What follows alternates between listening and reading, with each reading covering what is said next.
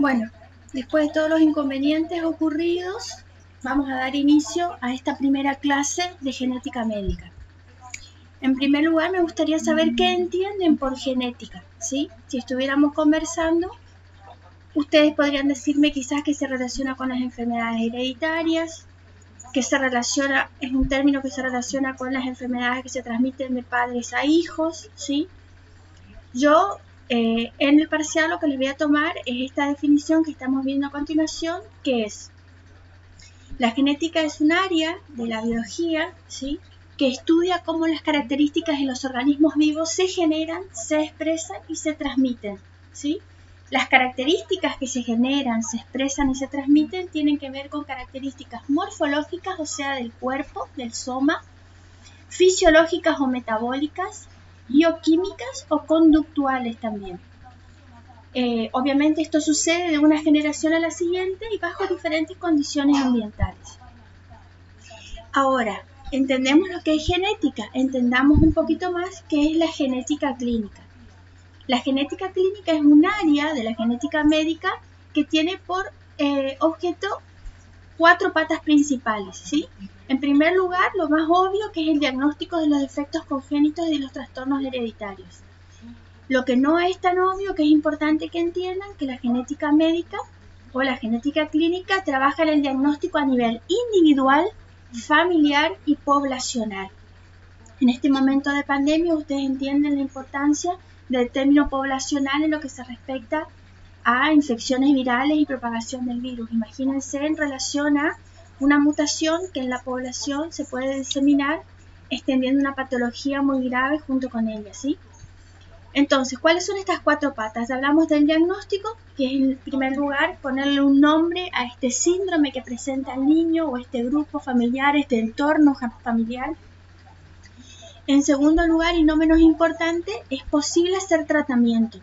¿Cómo es posible hacer tratamiento? Esto se debe a que existen patologías como, por ejemplo, el síndrome de Duchenne, ¿sí?, la distrofia muscular de Duchenne o la distrofia muscular de Becker.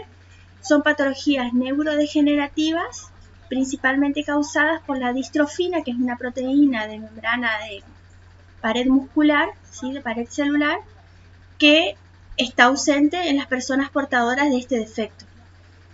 Entonces, el síndrome de Becker o distrofia muscular de Becker es una versión más leve de Duchenne, en donde la persona no llega tan joven a usar silla de ruedas y no llega tan joven a fallecer. La insuficiencia respiratoria, la falla cardíaca, la falta de movilidad, etc. Entonces, lo que se logra con el tratamiento en genética es convertir a los pacientes Duchenne en pacientes Becker. Esto parece simple, pero no es así. Se usa un medicamento que se llama Ataluren, ¿sí?, lo pueden googlear si les interesa, que revierte la pérdida de distrofina de la pared del músculo. Esta distrofina es tóxica en circulación, ¿sí?, da una CPK altísima, pacientes tienen CPK de 30.000, de 60.000. Esto es en detrimento de lo que debería estar adentro del músculo, y obviamente cuando esto entra en circulación es tóxico a nivel renal y de otro sistema de órganos, por lo que existen varias secuelas, no solamente lo neuromuscular, que causan estas 2 patologías. La tercera pata es el asesoramiento.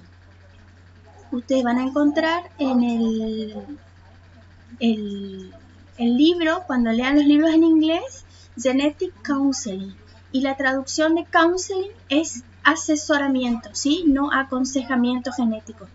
El genetista no da consejos sobre lo que la persona, el paciente, el grupo familiar debería hacer respecto de una patología, sino que les explica en un lenguaje sensible, fácil, accesible, qué es lo que deberían hacer en relación a las opciones que tienen por presentar esta patología en su grupo familiar. Entonces tenemos la opción A, la opción B, la opción C, la opción D, cada una con sus consecuencias.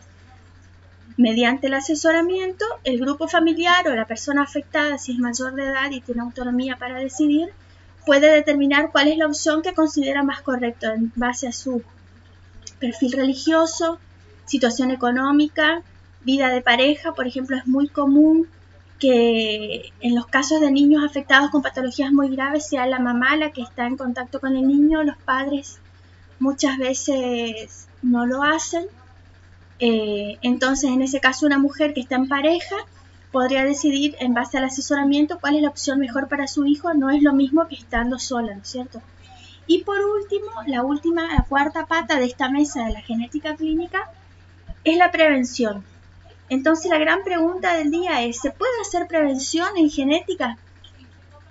En realidad se puede, si como ustedes saben, existen patologías causadas por errores del cierre del tubo neural. El tubo neural es la notocorda, es una estructura momentánea que utiliza el embrión durante su desarrollo del sistema nervioso central para llegar a la columna y las vértebras. Entonces, cuando hay un error en este tubo que no se cierra correctamente, ya sea el neuroporo anterior o el neuroporo posterior, puede haber anencefalia, espina bífida, mielomeningocele y un montón de otras patologías muy graves. Con la identificación de los grupos familiares en riesgo y con el ofrecimiento de tomar ácido fólico 3 o 4 meses antes de la gestación, durante la gestación y posterior a ella, es posible que los errores de cierre del tubo neural sean prevenidos, ¿sí?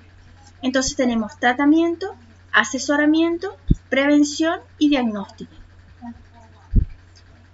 ¿Qué se entiende por defecto congénito o malformación congénita?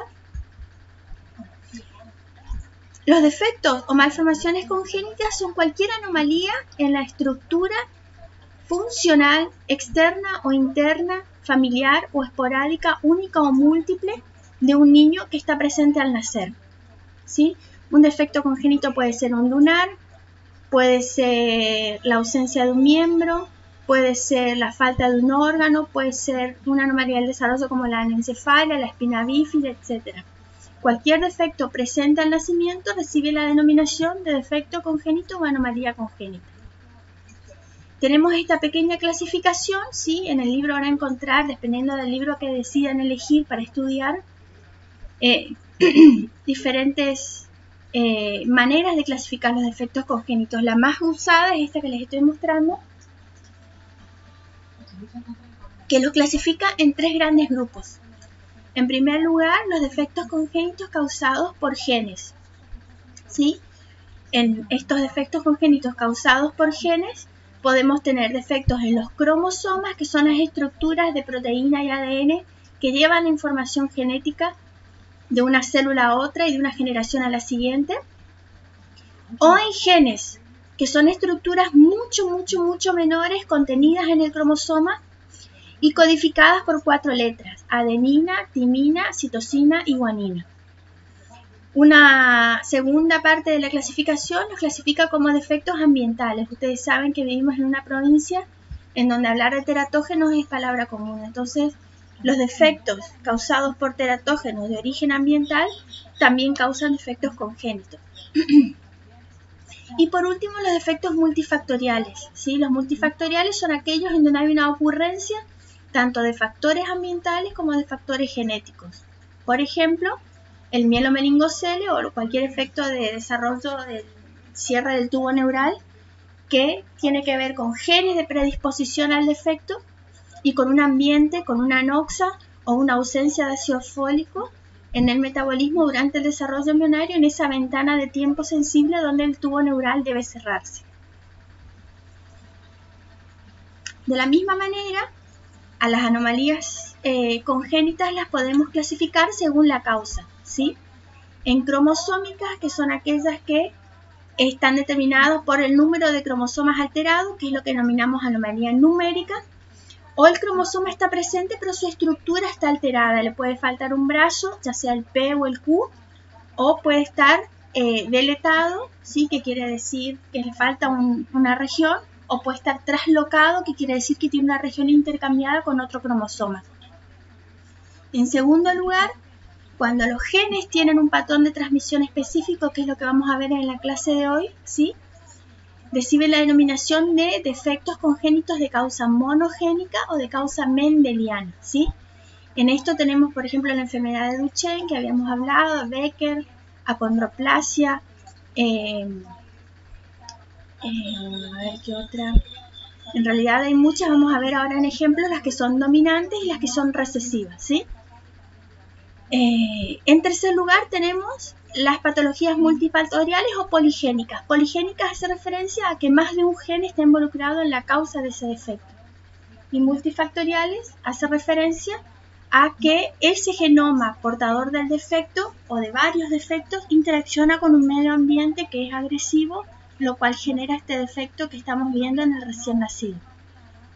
Y por último, no menos importante, hay patrones, patologías que reciben en la denominación de patrones no clásicas de la herencia, ¿sí? Por ejemplo, la herencia llevada no por el ADN nuclear y sí por el ADN mitocondrial, la expansión de tripletes, como ser el síndrome del cromosoma X frágil en imprinting y la disomía uniparental, que vamos a ver en las últimas clases de esta cursada. Para aquellas personas que no tienen contacto con la genética o que nunca leyeron sobre el tema, lo más importante para arrancar la clase de hoy es tener en cuenta la diferencia entre genes, cromosomas y genoma, ¿sí? Los genes son las unidades básicas que tienen la información genética. Un cromosoma es una estructura lineal, ¿sí? En total tenemos 46 cromosomas, 23 de papá y 23 de mamá.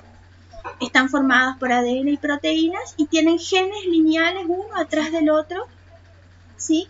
Como si fuera un tren de carga organizado en estas estructuras proteicas que son los cromosomas. Y por último está el genoma, que es absolutamente todo el material genético que contienen las células de un organismo.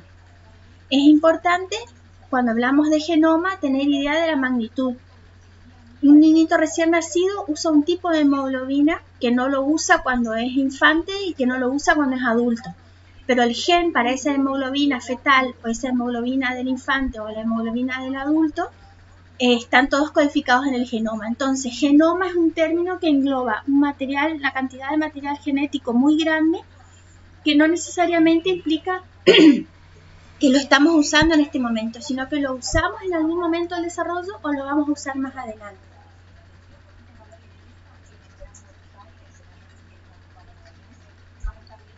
Un ejemplo sería, por ejemplo,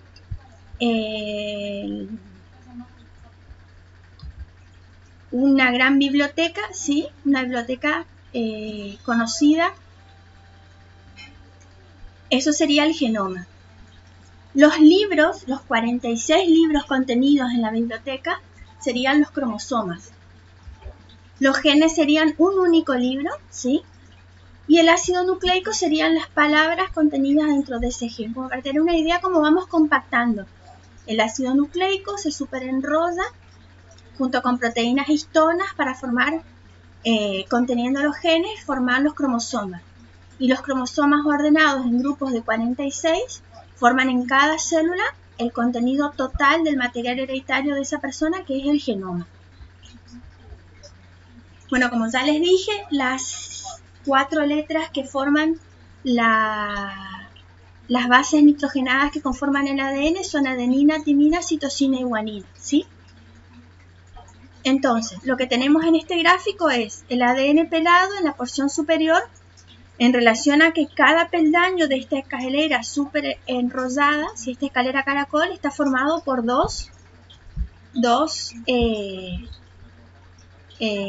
nucleótidos. Por ejemplo, adenina con timina y citosina se empareja con guanina. A medida que se va súper enroscando con las proteínas llamadas histonas, que son las proteínas especiales, ¿sí? Muy sensibles al superenrollamiento o superdesenrollamiento de los cromosomas, el ADN va formando grandes metros de ADN, van formando una estructura muy pequeña y compacta que es el cromosoma. Es absolutamente indispensable que formemos cromosomas porque, como ustedes saben, en la mitosis y la meiosis, en los ciclos celulares es necesario dividirlos y distribuirlos equitativamente para las células hijas. Entonces, un cromosoma que no se superenrolla correctamente o que no forma un cromosoma compactado probablemente se pierda en la metafase hacia la anafase en los periodos de división celular. Lo que les estoy mostrando en este slide es el dogma central de la biología. El dogma central de la biología tiene que ver cómo el lenguaje del ADN pasa al lenguaje de la proteína. Entonces, en primer lugar, tengo adenina, timina, citosina y guanina, que son las que forman el ADN. El ADN se replica a sí mismo para dar más ADN y se transcribe a ARN, donde la timina deja de ser timina e incorpora un nuevo nucleótido que es uracilo. En este lenguaje, una cadena monocatenaria de ARN, no bicatenaria como ADN, va a ser leído por los ribosomas para convertirse en proteínas, en donde esas letras de los nucleótidos van a ser leídos a aminoácidos. Entonces, toda esta transición de lenguajes para salir de un lenguaje básico y protegido, que es el del ADN, a un lenguaje que hace efectos, ya sea insulina, proteína estructural de la uña, del cabello, músculo, ¿sí? Vasos, todas las proteínas que componen los órganos están de alguna manera codificadas por el ADN. En este gráfico de arriba lo que vemos es la membrana nuclear en negro y cómo la transcripción del ADN al ARN se produce dentro de la membrana nuclear. Atraviesa el poro, el ARN es modificado y traducido a proteínas en el citoplasma de las células, ¿sí? Entonces, este gráfico de abajo que nos muestra la transición de un lenguaje al otro ocurre de manera compartimentalizada en la estructura de la célula. Por supuesto, cada especie tiene un número determinado de cromosomas. Hay especies con cantidades enormes de cromosomas, como son los helechos poliploides, ¿sí? Y hay especies como el Homo sapiens que tiene 46 cromosomas. Ahora, la pregunta que les hago es, ¿todas las células de nuestro organismo tienen exactamente 46 cromosomas? Un cromosoma 1 de mamá y uno de papá, que forman el par 1. Y así par 2, par 3, par 4, hasta el par 23, dando lugar a 46 cromosomas. La respuesta es que no.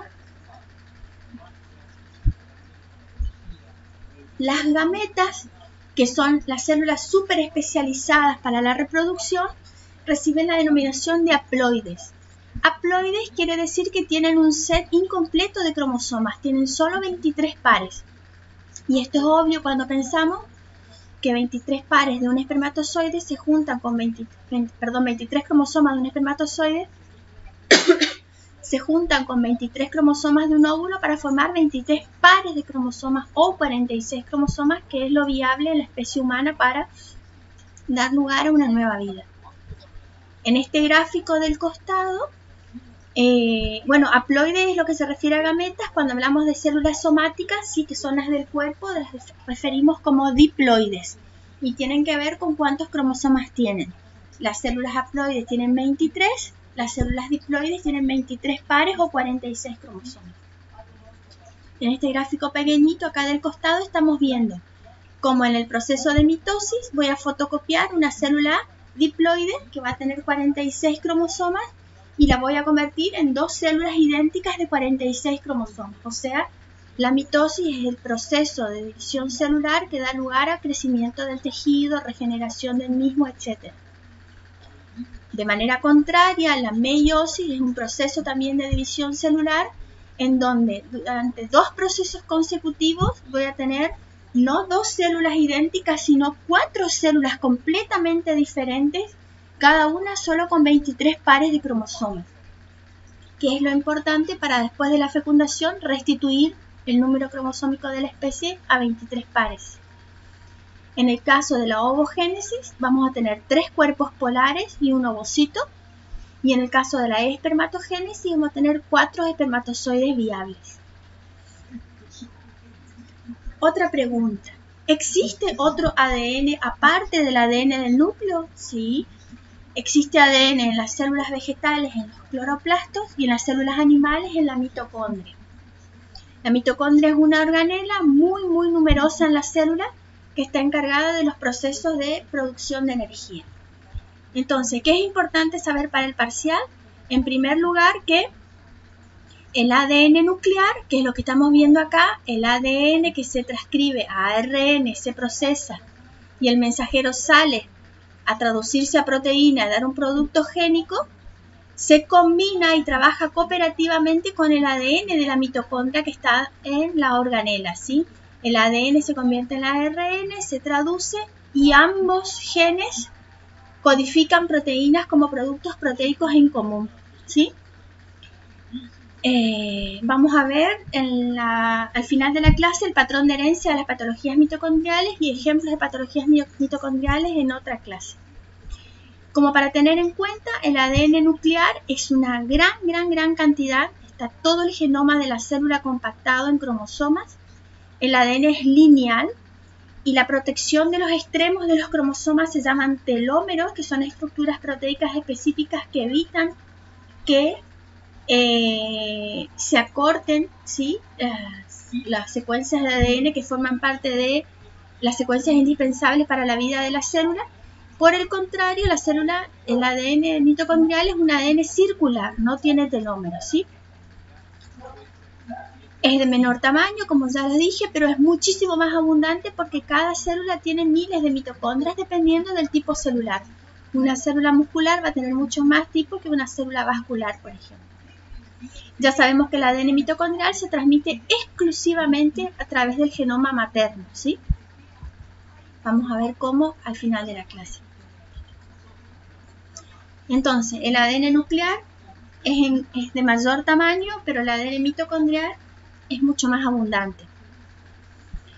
Entre las características del ADN mitocondrial tenemos que es circular, de cadena doble, ¿sí? El del nuclear es lineal. No hay histonas, no hay proteínas para superenrollarlo. No tiene intrones, tiene múltiples copias. No tiene mecanismos de reparación, entre otras características indispensables para llevar a cabo funciones, ¿sí?, relacionadas al metabolismo energético.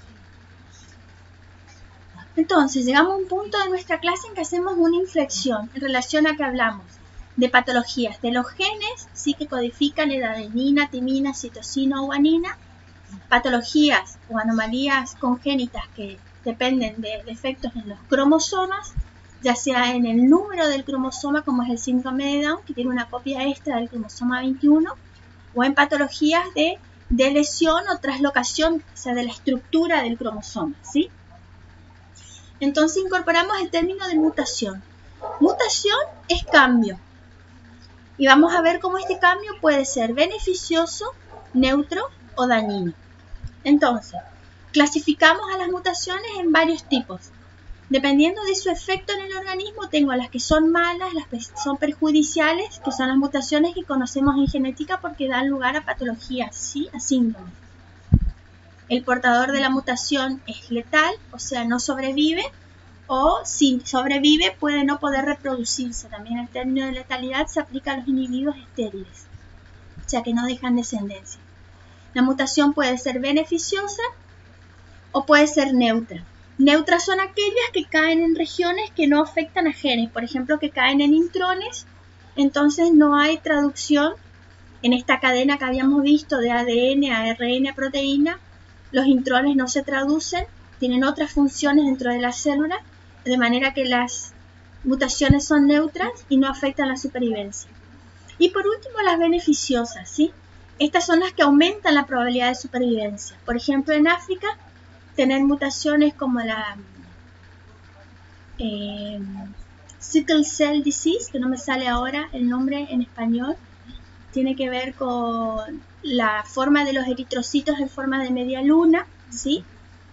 Aquellas personas que tienen esta patología muy grave para la nutrición de las venas, los vasos más pequeños, porque los glóbulos rojos con esta forma de media luna se pueden acumular en los vasos más pequeños. Sin embargo, estas personas no sufren de malaria. El mosquito de malaria no pica a las personas que tienen anemia falciforme, ¿sí? Después, otro tipo de clasificación según el tipo de célula afectada. Como ustedes saben, yo tengo dos tipos de células orgánicas. En primer lugar están las células somáticas, que son las células corporales. Y en segundo lugar están las células germinales, que radican específicamente en las gónadas, ya sea testículos u ovarios. Entonces, es importante que un alumno de la primera clase de genética se lleve la incorporación de la siguiente información. Hay personas que portan mutaciones somáticas. Todo el cuerpo está afectado por la mutación, por lo tanto presenta el defecto congénito o el síndrome genético o la patología genética en todas sus células corporales. pero sus células germinales están de alguna manera exentas de este defecto. Por lo tanto, una persona con células somáticas afectadas, pero células germinales intactas, puede tener hijos completamente normales. Por el contrario, una persona cuyas células somáticas sean completamente normales y saludables, pero presenta mutaciones en la línea germinal, todos los hijos que tenga, sin importar con cuál sea la persona con la cual tenga hijos, siempre van a ser afectados. Si esta persona porta el defecto en las células germinales, no lo expresa físicamente o fenotípicamente, como decimos, pero de alguna manera lo transmite a la siguiente generación en lo que se llama línea germinal. Entonces es importante identificar qué son las células somáticas, qué son las células germinales y las mutaciones en ambos tipos de células que son diferentes. Y por último, algo que aparece mucho en el parcial es la extensión del material genético afectado. Yo tengo mutaciones génicas que solamente cambian una secuencia de nucleótidos, por ejemplo, una A por una T, una C por una G.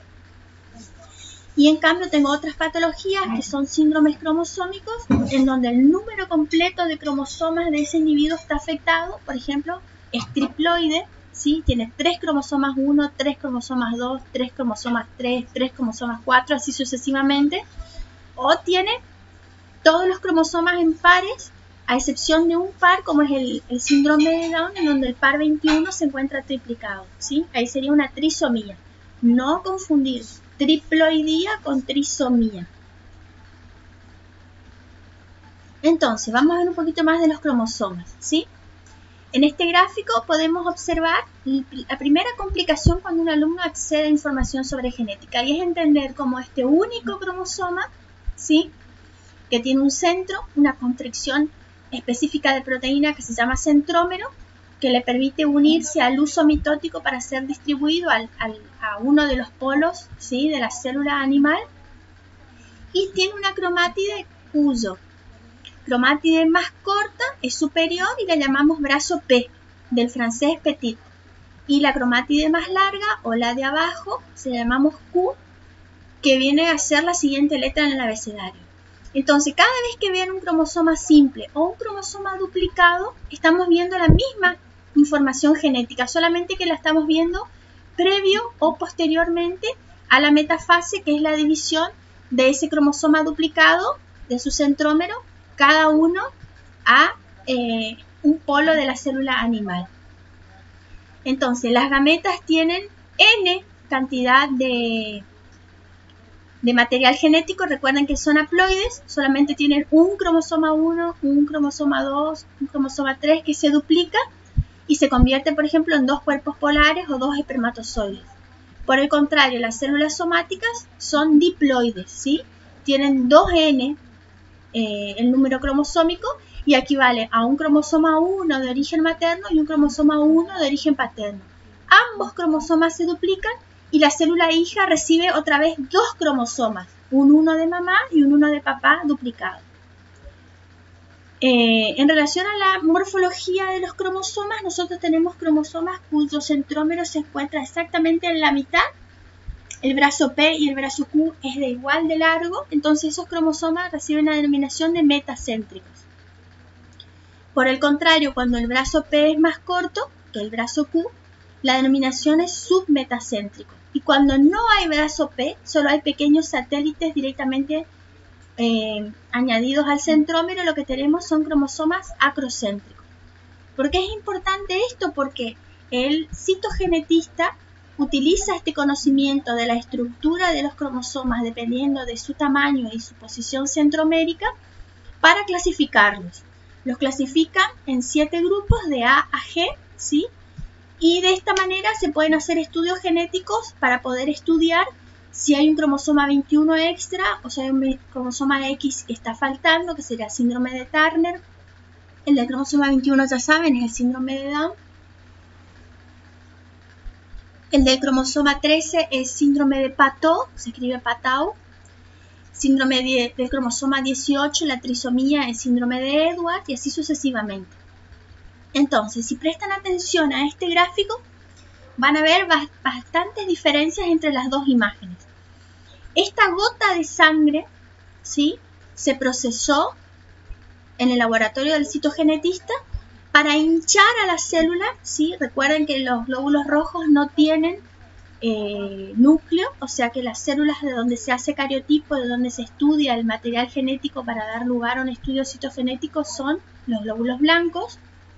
El glóbulo blanco se hinchó, cuando cayó sobre el portaobjeto, revienta y desparrama los cromosomas de esta manera. Entonces hay dos técnicas de tinción que utiliza un citogenetista experto para poder determinar el número cromosómico y la identificación tanto del número y de la morfología como de cada cromosoma. Entonces, en la imagen de la izquierda está la técnica estándar. Esta técnica se hace colorando con giemsa y lo que vemos es todos los cromosomas teñidos de oscuro, de negro, ¿sí? Y lo que vamos a utilizar es su anatomía. Vamos a ver los metacéntricos, los submetacéntricos, los acrocéntricos, los metacéntricos pequeños, los metacéntricos medianos, los metacéntricos grandes, para clasificarlos en 46 cromosomas específicos para que la célula sea normal. Por el contrario, en la célula que está identificada en la imagen a la derecha, lo que tenemos es bandeo G, ¿sí? La técnica de bandeo G utiliza tripsina y un colorante que puede ser el giemsa o el bright, y lo que hace es generar este patrón de bandas en los cromosomas. Si ustedes prestan atención, parece un código de barras. El citogenetista tiene un ojo súper entrenado, identifica las bandas y sabe cuál es el metacéntrico grande, que es un 1, y cuál es el submetacéntrico grande, que es un 2, por ejemplo. Entonces, de esta manera, identifica que en la primera imagen contó 45 cromosomas y en la segunda imagen cuenta que esos 45 cromosomas corresponden a la falta de un cromosoma sexual, por ejemplo, el cromosoma X o el cromosoma Y. ¿Sí? Sería, por ejemplo, 45X sería exactamente el cariotipo de una persona con síndrome de Turner. Acá tenemos cariotipos normales con bandeo G, perdón. Entonces, los cromosomas reciben dos denominaciones. Desde el par 1 hasta el par 22 se llaman autosomas, porque presentan información que codifica estructuras corporales. Y el par XX o XY en el caso del varón, ¿sí? El par sexual, recibe la denominación de cromosomas sexuales. ¿Qué es importante en genética? La mayoría de las patologías en donde las alteraciones están en los autosomas, ya sea dominantes o recesivas, tienen un impacto cuando son alteraciones cromosómicas que son mucho más graves que el impacto de las anomalías en los cromosomas sexuales, ¿sí?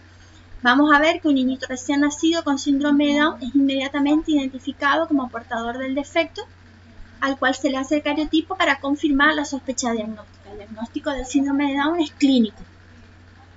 Por el contrario, un paciente afectado con síndrome de Klinefelter o síndrome de Turner o síndrome de supermujer o supermacho recién son identificados en la adolescencia o en la pubertad cuando no pueden reproducirse, ¿sí? Es muy difícil que un bebé Klinefelter sea identificado en las primeras horas de vida de la misma manera que lo es un bebé con síndrome de Down. De esta manera, ambas patologías son muy graves, pero las patologías en los cromosomas sexuales son como fenotípicamente más difíciles de identificar al momento del nacimiento, ¿sí? Tenemos un cariotipo femenino del lado izquierdo de la pantalla con 2 cromosomas X y un cariotipo masculino del lado derecho de la pantalla con un cromosoma X y un cromosoma Y. De la misma manera que nosotros enviamos un correo electrónico a un compañero y debemos tener cuidado si el guión es medio o el guión es bajo, o si lleva puntos, si lleva números, los ideogramas de los cromosomas hacen con que nosotros podamos mapear, o sea, ubicar en todo un cromosoma una región específica de interés. Para eso existen estas fórmulas que estamos viendo a la derecha. El cromosoma es el cromosoma 14, ¿sí? La letra Q indica el brazo, que es el brazo largo. El número 2 indica la región. El número 4 la banda y el número 2 seguido del punto es la subbanda. Entonces, este ideograma lo que me permite es que yo haga un cariotipo, soy un citogenetista así especializado, y encuentro una alteración en una determinada banda genética. Entonces, para publicarlo, para ubicarlo, utilizo estos ideogramas, ¿sí?, de las bandas, diciendo que la alteración está en 14q242, ¿sí? Eso es necesario para poder comparar pacientes con alteraciones que mapean en la misma ubicación o que tienen el mismo fenotipo y mapean en ubicaciones diferentes. ¿Se entiende? Tengo que poner el número del cromosoma, el brazo ya sea corto o largo, y seguido de eso van 3 números. Uno es la región, el otro es la banda y el otro es la subbanda. Bueno, para tener idea de cuándo yo debo pedir un cariotipo, cuándo debo pedir un estudio cromosómico, cuándo lo sospecho en un paciente, tengo esta siguiente lista. En primer lugar, cualquier persona con malformaciones congénitas amerita el pedido de un cariotipo, ¿sí? Ya sabemos que cualquier alteración en el número de cromosomas o en su estructura causa malformación. En segundo lugar, cuando yo ya veo un fenotipo que me sugiere compatibilidad con un síndrome específico, por ejemplo, veo los ojitos con la inclinación palpebral ascendente, las orejas de implantación baja, la lengua prominente, la boca entreabierta, entonces estoy pensando en síndrome de Down, entonces pido el cariotipo por el fenotipo compatible con trisomía 21. Cualquier alteración en los genitales, ¿sí?, o ambigüedad genital en donde el neonatólogo al momento del nacimiento no logra identificar si se trata de un niño o una niña lo que acaba de nacer, también amerita como criterio de sospecha de anomalía cromosómica pedir un cariotipo. Si es la única emergencia en genética, es exactamente los genitales ambiguos. Después, el retardo mental.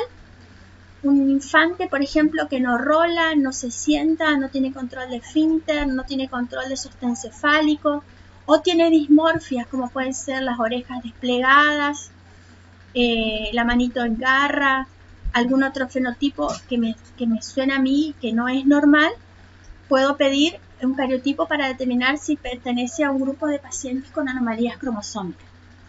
También el retraso de crecimiento, ¿sí?, personas muy bajas en comparación con la talla de los padres o personas muy altas en comparación con la talla de los padres, o el retraso madurativo, que es la falta de adquisición de los caracteres sexuales secundarios.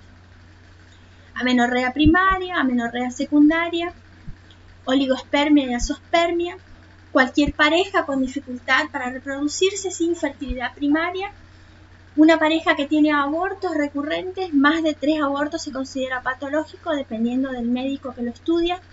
Hay médicos que deciden hacer cariotipo de sus parejas en relación a la primera pérdida gestacional. Hay otros médicos que tienen criterios en donde es necesario tener 2 o 3 pérdidas para pedir un cariotipo. Sí, eso depende del médico.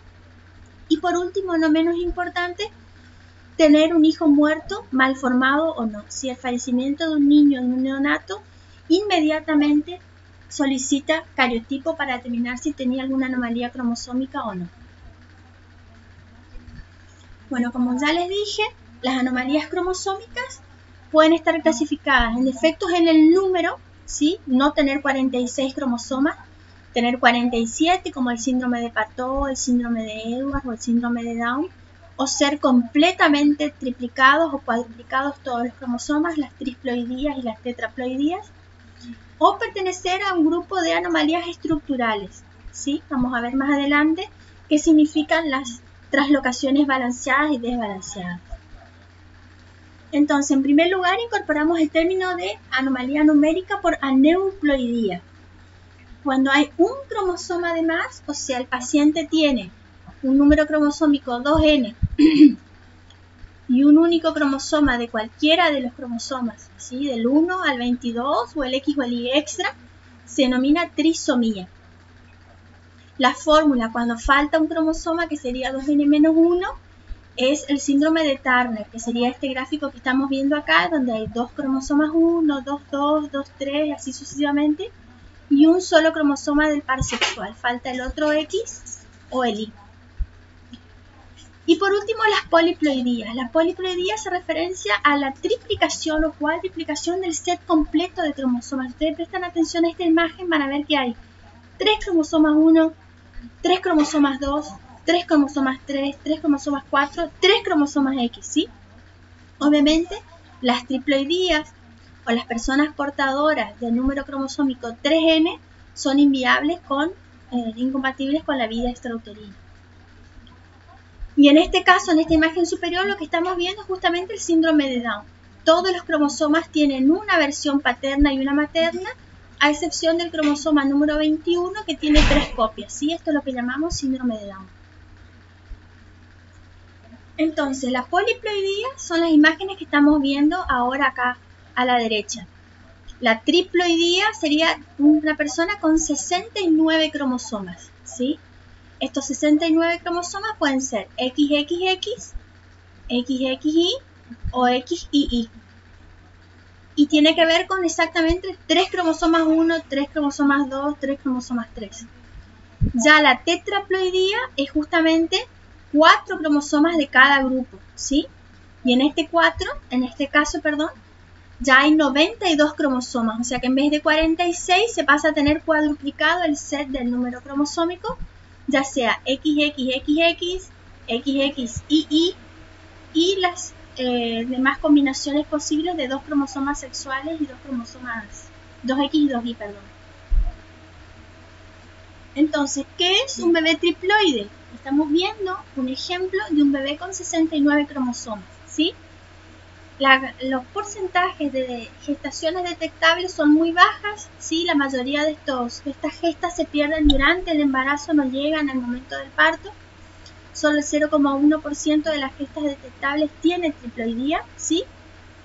El 20% de los estudios cromosómicos que se realizan en los abortos tempranos tiene triploidía y es considerada letal. En la clínica tienen los detalles del fenotipo de este bebé.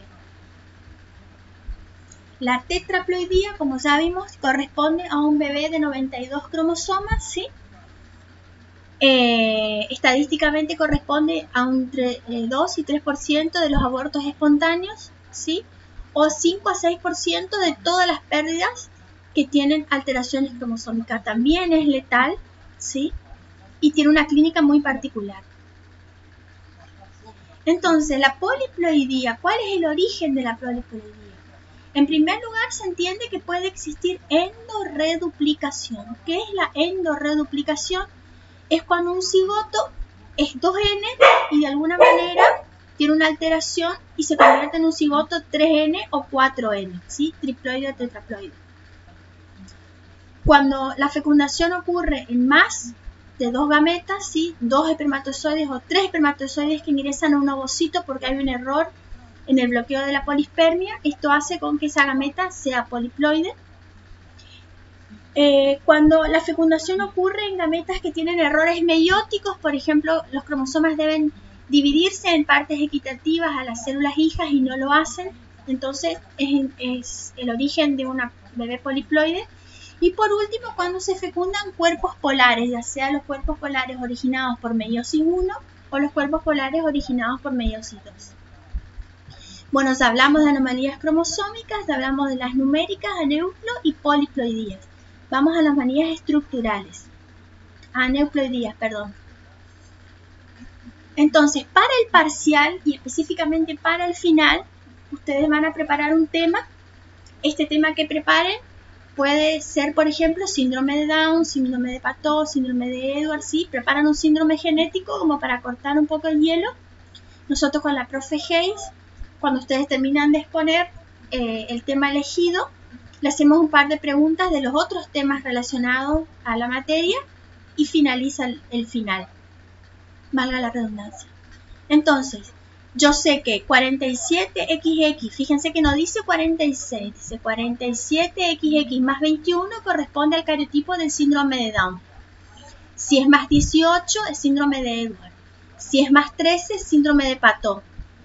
Si tiene también 47 cromosomas, pero no son los autosomas, sino los cromosomas sexuales los que están trisómicos, tenemos el caso de supermujer con 3 cromosomas X, síndrome de Klinefelter, 2 cromosomas X y un Y, y síndrome de supermacho, un X y 2 Y. Ya las monosomías, ¿sí? Es un término que se aplica cuando la fórmula es 2N-1. No hay 47, no hay 46, hay 45 cromosomas, ¿sí? Por ejemplo, el síndrome de Turner. Y después las tetrasomías parciales, que tienen que ver con 2N más 2, ¿sí? Vamos a ver ejemplos acá de tetrasomía parcial del cromosoma 3 y tetrasomía parcial del cromosoma 8. No confundir tetraploidía con todo el set completo de los cromosomas cuadruplicados y la tetrasomía donde un solo par de cromosomas está cuadruplicado, ¿sí? Bueno, esto yo lo voy a pasar un poco más rápido que lo hubiese dado si fuera en clase, porque ustedes lo pueden ver en el libro, ¿sí? Entonces, ¿qué es la incidencia en nacidos vivos? Para el caso del síndrome de Down corresponde a los niños que se observaron, ¿sí? Nacidos vivos, como dice el nombre, en proporción a los recién nacidos normales. Entonces, 1 de cada 660 nacimientos corresponde a un bebé con síndrome de Down. Esto puede parecer mucho, pero en realidad, parecer poco, pero en realidad es mucho, porque en la maternidad nacen 10.000 niños al año. Imagínense que 1 de cada 600 que nace tiene síndrome de Down, ¿sí? Es una patología que está relacionada con la edad materna. Ustedes saben que durante la ovogénesis, ¿sí? Cuando el feto todavía no terminó de desarrollarse y se encuentra dentro del útero, ya tiene un pool determinado de ovocitos que va a usar en toda su vida fértil después del nacimiento. Entonces, una mamá de 44 años, de 45 años, tiene un ovocito exactamente de 45 años. Esto hace con que ciertas noxas normales que ocurren durante la vida cotidiana interfieran en la placa metafásica que está arrestada en metafase 2 y que de alguna manera puede en ese proceso de meiosis hacer con que los cromosomas vayan 2 cromosomas al mismo polo, que es lo que llamamos no disyunción. La disyunción es el proceso normal en donde repartimos cromosomas de manera equitativa a las células hijas, ¿sí? En el caso de un humano serían 23 cromosomas a una célula y 23 a la otra. Si 22 van a un cromosoma y 24 van a la otra célula, 3 cromosomas y 24 cromosomas, tenemos un evento de no disyunción. Esa gameta con 24 cromosomas es una gameta que va a tener síndrome de Down o síndrome de Patau o síndrome de Edwards. Entonces, en relación al síndrome de Down, hay 6 signos que son importantes tener en cuenta y son los que llevan a la posibilidad de hacer un diagnóstico clínico. ¿Por qué se hace cariotipo? ¿Sí? De un bebé con síndrome de Down. Se hace cariotipo porque, a pesar de que el diagnóstico es clínico, esa trisomía puede ser una trisomía libre, ¿sí? Tener el 21 libre en todas las células, o puede ser un mosaico. Un mosaico es un individuo que tiene 2 linajes celulares, por ejemplo, un linaje normal y un linaje trisómico. O sea, hay algunas células que son 46XX y hay otras células que son 47XX más 21. Entonces, si ese individuo es 90% de sus células trisómicos y 10% de sus células normales, va a tener probablemente un fenotipo severo parecido a la de la trisomía pura completa. Por el contrario, si tiene 90% de las células normales 46XX y solo el 10% de las células de trisomía 21, su fenotipo va a ser mucho más leve, ¿sí? Entonces no existen grados en el síndrome de Down, ¿sí? Es o sindrómico o no sindrómico. La trisomía está presente o ausente.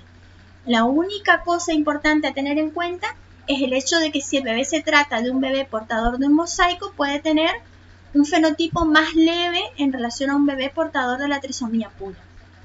En este gráfico estamos viendo todos los tipos de rasgos, la expectativa de vida, ¿sí? Es importante, nosotros preguntamos siempre en el parcial cuál es la cardiopatía congénita más frecuente en los niños con síndrome de Down, que es el canal AB.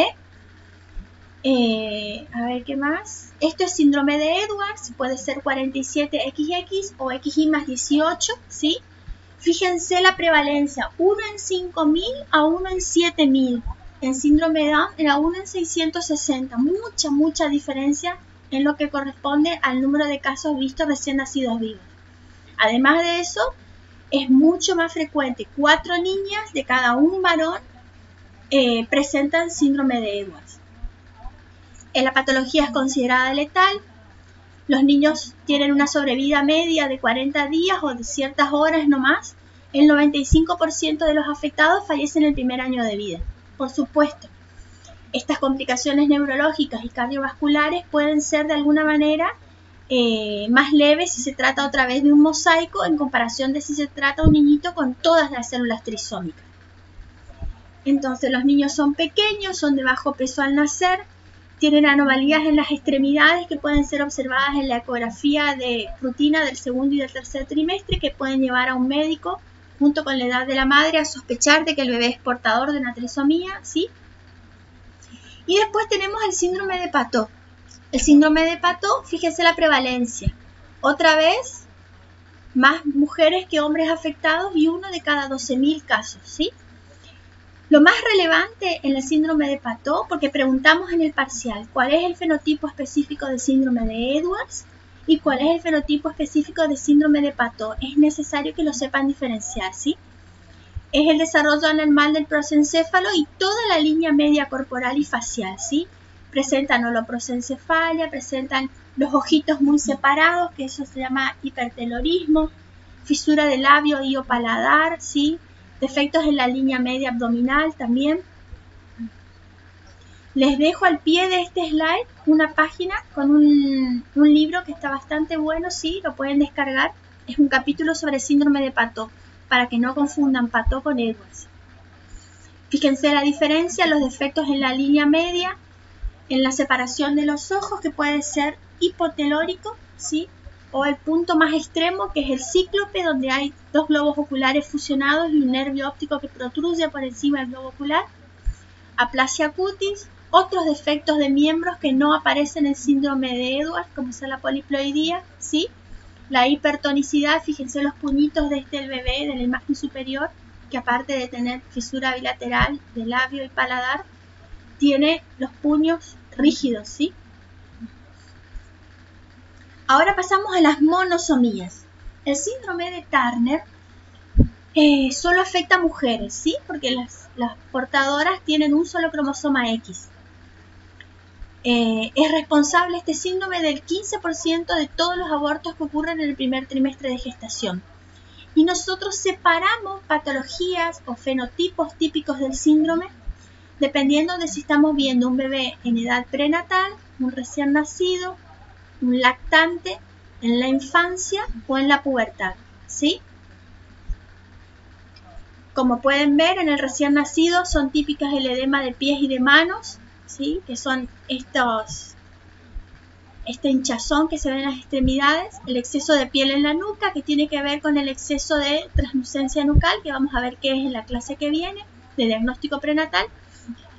Las niñas, esto es translucencia nucal aumentada, si es un exceso de líquido que se acumula siempre en la nuca del bebé en la semana 14, pero si esta acumulación supera los 3 milímetros es considerada patológica y se manifiesta en el recién nacido o en el infante o en el adulto con el cuello corto, en la implantación del cabello baja en la nuca, ¿sí? Las orejas desplegadas y de implantación baja. Esto es una pérdida gestacional, obviamente, ¿sí? Hidrops fetal. Y la deformidad de Madelung, que es otro defecto característico de las niñas con síndrome de Turner, donde se ve esta anomalía, ¿sí? O mano en tenedor de el cúbito y el radio en relación a su articulación con la muñeca.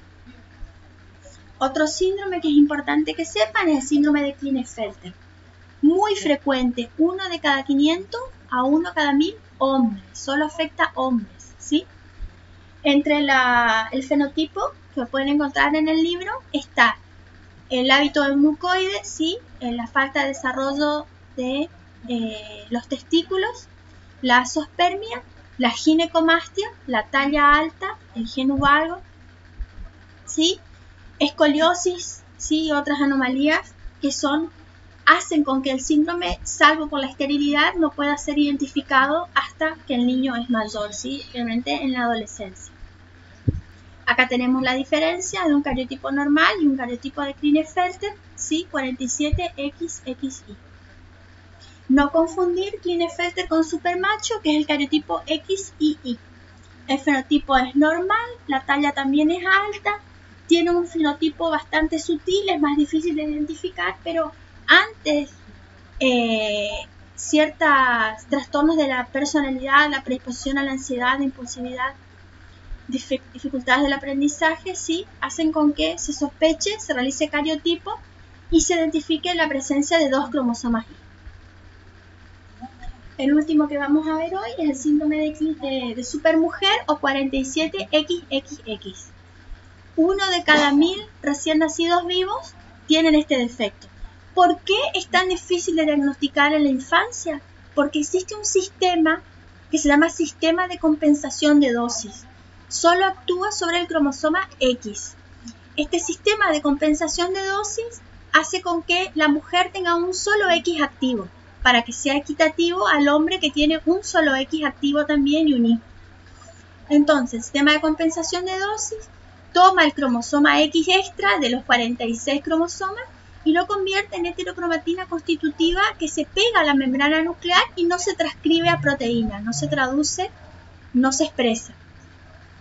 Cuando existe síndrome de supermujer, vamos a ver en la membrana nuclear 2 corpúsculos de Barr, que son estas estructuras de los cromosomas X convertidos en heterocromatina pegados a la membrana nuclear. ¿Por qué? Porque la persona tiene un cromosoma X activo y ante la activación del sistema de compensación de dosis, en vez de inactivar un X, como le sobra un tercer X, también lo inactiva, ¿sí? Esto hace con que el síndrome sea un síndrome de fenotipo leve. Se puede diagnosticar en la edad adulta por falla ovárica precoz, o sea, menopausia precoz o por esterilidad. El coeficiente intelectual es bajo, estamos hablando entre 85 y 90 puntos, hay ciertos trastornos del lenguaje, etc. Sí, pero en realidad es la fertilidad lo que hace con que se sospeche que estas pacientes tienen algún problema y ante el cariotipo sale la presencia de los 3 cromosomas X. Fíjense que el fenotipo no es tan severo como cuando vemos un chico con síndrome de Down o síndrome de Patot o síndrome de Edwards. Y en este gráfico les dejo los ejemplos de trisomías libres, ¿sí? De síndrome de Down. El 95% de los niños afectados por el síndrome tienen trisomía libre, o sea, un cromosoma 21 completo libre. La traslocación tiene que ver apenas el 5% de los casos. Vamos a ver ahora qué significa traslocar cromosoma. Y el 3% corresponde a mosaico. Tienen las mismas denominaciones de trisomía libre, traslocación y mosaico para Edwards y Patot. Y les puse todas las prevalencias para que tengan idea de cuál es la más frecuente y cuál es la menos frecuente, sobre todo cuando hay una diferencia con el sexo afectado. Bueno, y finalmente vamos a hablar de anomalías estructurales, ¿sí? Las anomalías estructurales corresponden a traslocaciones. Hay 2 tipos de traslocaciones que ustedes deben entender y conocer. La primera se llama robertsoniana y hace referencia a 2 cromosomas, ¿sí? Que no son homólogos, no son 2,21 y 2,13, es un 21 y un 13, que se fusionan dando un único cromosoma. Antes teníamos 2 acrocéntricos y ahora pasamos a tener un cromosoma metacéntrico, ¿sí? Submetacéntrico en realidad. Y después tenemos ganancia y pérdida de material de manera recíproca entre 2 cromosomas también no homólogos, como es en este caso un cromosoma 4 y un cromosoma 20. Este intercambio recíproco de regiones o de segmentos se denomina traslocación recíproca, ¿sí? Y nosotros tenemos, después de la traslocación, un cromosoma 7, por ejemplo, en este ejemplo, normal, un cromosoma 21 que tiene una región de 7, un cromosoma 21 normal y un 21 con un 7, ¿sí? Esto es una traslocación balanceada porque no hay pérdida ni ganancia de material hereditario. La persona no porta absolutamente ningún defecto cuando porta una traslocación balanceada porque no le faltan libros ni le sobran libros de su genoma, de su biblioteca celular. Por el contrario, cuando esta persona decide tener hijos y estos cromosomas se segregan durante la metafase y la anafase, vamos a ver que el cromosoma 21 va con una región del 7. Entonces voy a tener, por ejemplo, trisomía del 7 o trisomía del 21 o trisomía de ambas regiones, ¿sí? Entonces es importante entender el concepto de que la persona portadora de la traslocación balanceada no tiene fenotípicamente absolutamente nada. pero al momento de tener hijos, sus hijos pueden nacer con estos desbalances cromosómicos propios de la translocación, ¿sí? Entonces, cuando nace un niñito con síndrome de Down, que era la pregunta que les había hecho al inicio de clase, ¿por qué es importante hacer un cariotipo? Porque si se trata de una trisomía libre, esta mamá hizo un evento de no disyunción en algún momento durante la meiosis o la mitosis, ¿sí? O los primeros eventos de división celular ya del cigoto fecundado, de manera que el cromosoma 21 se repartió asimétricamente entre las células hijas y aparece la trisomía. El riesgo de que otra vez ocurra lo mismo es extremadamente bajo. Por el contrario, si yo hago un cariotipo y este niñito con síndrome de Down tiene un cromosoma 21 por translocación, obligatoriamente debo testear a los padres, ya que aquel papá o aquella mamá que porta una translocación balanceada tiene un riesgo muy elevado de continuar teniendo niños con síndrome de Down, ¿sí? O abortos espontáneos. ¿Se entiende la diferencia? Por el contrario, si la persona porta una translocación desbalanceada, que es la imagen que tenemos abajo, tenemos dos cromosomas 7 normales, un cromosoma 21 y un 7 con el 21 adosado, ¿sí? Entonces, en este caso, hay un exceso de cromosoma 7, la biblioteca, el genoma de esta persona está en exceso, por lo tanto es patológico, ¿sí? Repito, personas con translocaciones balanceadas no presentan absolutamente ningún defecto físico, pero a la hora de tener hijos, las gametas desbalanceadas hacen con que aparezcan estos defectos, ¿sí? Por ejemplo, tengo un cromosoma rojo con un extremo azul, un rojo normal, un azul normal y un azul normal. Obviamente el azul corresponde al cromosoma 21. Cuando hay pérdida o ganancia de material hereditario, se dice que la translocación es una anomalía estructural desbalanceada. Esto tiene un impacto variable en el fenotipo, desde convertir al niño en material de aborto hasta hacerlo portador de una trisomía, ¿sí? Incompatible con la vida extrauterina o de menor letalidad como es el síndrome de Down. Ya la persona que no tiene ni pérdidas ni ganancias de material hereditario, como es el caso de las portadoras de translocaciones balanceadas, el impacto fenotípico es mucho menor, pero la calidad reproductiva está disminuida. En este gráfico tenemos dos padres. A la izquierda, un parental que es normal, tiene dos cromosomas 21 y dos cromosomas 14, por lo que durante la gametogénesis hace un gameto normal que tiene un 21 y un 14. Por el contrario, el otro parental, que no es necesario identificar si es el padre o la madre, porta una translocación balanceada. Tiene un 14, un 21 y un cromosoma con una translocación robertsoniana 14-21 unidos. ¿Tiene material hereditario en exceso? No. ¿Tiene material hereditario en falta? Tampoco. Su fenotipo es normal. Pero a la hora de hacer gametas, va a ser gametas portadoras de la trisomía, gametas algunas normales, otras gametas con síndrome de Down, gametas monosómicas, trisómicas o monosómicas que todas van a parar a material de aborto, ¿sí? Entonces este gráfico bastante sencillo, una vez que se le presta atención y se lo entiende, nos explica que una persona portadora de una translocación balanceada tiene un riesgo elevado de que su niño termine como material de aborto o que sea síndrome de Down, pero también un riesgo de 2 de cada 3 posibles combinaciones de estas cromosomas en las gametas, de que sea o portador igual que el padre de la anomalía cromosómica balanceada o que sea totalmente normal, ¿sí? Entonces las personas con translocaciones balanceadas pueden tener hijos normales, solo que la posibilidad es baja. Acá tenemos entonces un repaso. Las anomalías estructurales corresponden a translocaciones recíprocas, robertsonianas, balanceadas o desbalanceadas. También podemos tener, como es el caso de este gráfico, una ruptura de un cromosoma y pérdida del material, no de todo el cromosoma, sino de una parte del cromosoma que se denomina delesión. O la ruptura y el intercambio de cromátides dentro del mismo cromosoma, que se denomina inversión. Fíjense que antes el cromosoma era A, D, C, D, F y se convirtió en A, D, C, B, E, F. ¿Hay pérdida de material? No. ¿Hay ganancia de material? No. Pero esta persona que posee una inversión puede tener el fenotipo normal, solo que a la hora de formar gametas, igual que una translocación desbalanceada, va a tener hijos con alguna patología, ¿sí? Acá tenemos otro ejemplo de que es una translocación robertsoniana.